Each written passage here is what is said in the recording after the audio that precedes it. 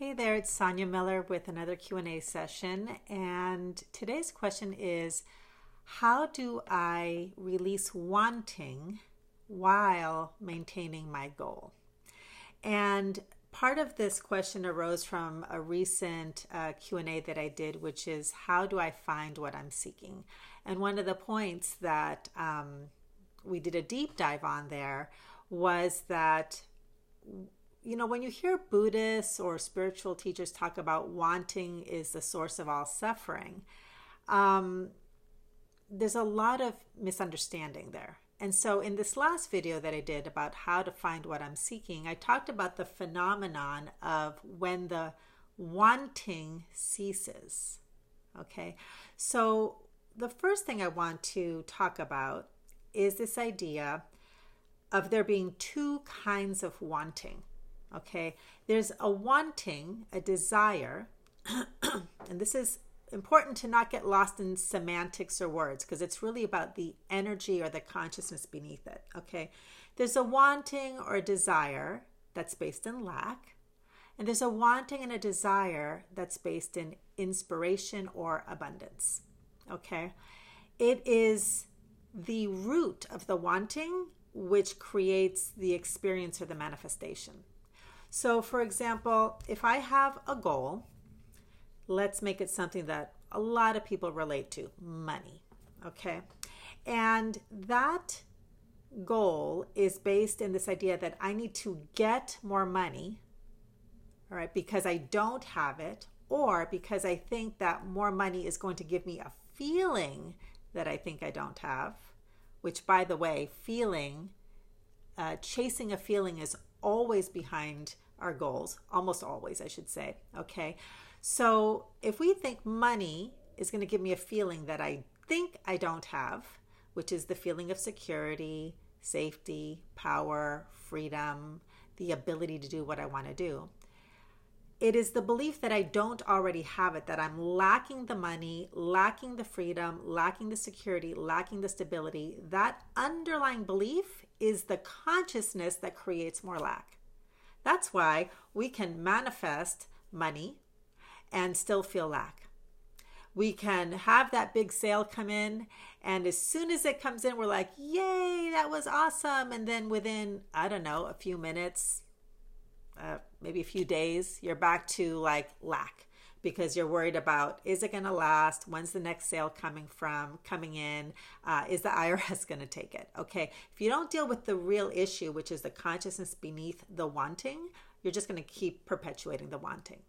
Now, there's a different kind of wanting, which is when you cultivate, when you go inside instead of outside. You feel the desire and you go inside and you become willing to explore, how is it that this freedom, abundance, flow, security, safety already exists within me. In other videos, I talked about willingness being the doorway to uncovering that which you already are. Okay. And as you put your attention on discovering your oneness, that you already are all that you seek to be, do, and have, that it already is within you. Okay. And you start to experience some space, some spaciousness, some stillness. Okay.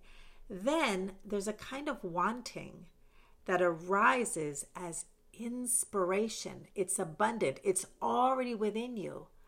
You know what? I want to write that newsletter. I want to create that video. I want to go apply for that job. And it's coming from this inspiration, this fullness, this wellspring that moves you towards it. You can still want to go apply for that job, but it's not because I need a job, I lack. It's like, this feels like what I need to be doing next. I'm inspired. It doesn't mean you won't have, maybe some fears or doubts or whatever arise. But the root of that desire is coming from within, wanting to go out, rather than I want this thing out there so that I can fill in this lack inside of me. So that's the first thing I wanted to say about how do I release the wanting when I focus on my goal? Or how do I create my reality if I'm letting go of the wanting? Okay, let's just kind of separate out what's driving the wanting. Okay, the second thing is it's a really fascinating idea. And it's this idea of I have to focus on the goal. Focus, focus, focus, focus, focus. You don't. Once you've had your goal, once the goal arises, once the desire arises, it's done. It's cooked. It exists in the realm of energy, in the realm of consciousness. And so your only job is not to focus and make things happen. Just know that it exists, and your only job is to receive it. So the interesting distinction here is it's shifting from the masculine energy, which is about focusing, hunting, pursuing, getting, taking action, to leaning back and receiving that which is here. Now, receiving is a whole other video, but in a nutshell, it begins in the consciousness of what I desire, what I wish to be, do, and have is already here. Let me keep receiving what life gives me. Let it move through me. Let it move through me. And then receive the next thing. And then receive the next thing. Okay? But it begins by being rooted in it already exists. I am open to it. Let the guidance towards it rise from within me so that I'm guided towards it, so that I can become one with it, as opposed to it doesn't exist yet. It's lacking. Okay? So know that once you've identified a desire or an intention, in the words of Abraham Hicks, which many people in this orbit follow also, it exists in your vortex. It's already there. And all that you need to do is keep following the inspiration so that you can receive it into your life. So I hope that distinction about the types of wanting and the difference between focusing versus receiving starts to help you understand that you don't have to do more in order to bring it in. You need to lean back and let the manifestation that exists in the energetic form to come in the physical form by following the inspiration that moves through you towards expression, or receiving what life keeps giving you and letting the next thing come in and the next thing come in.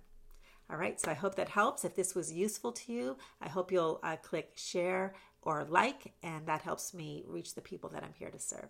All right, see you in the next video. Bye.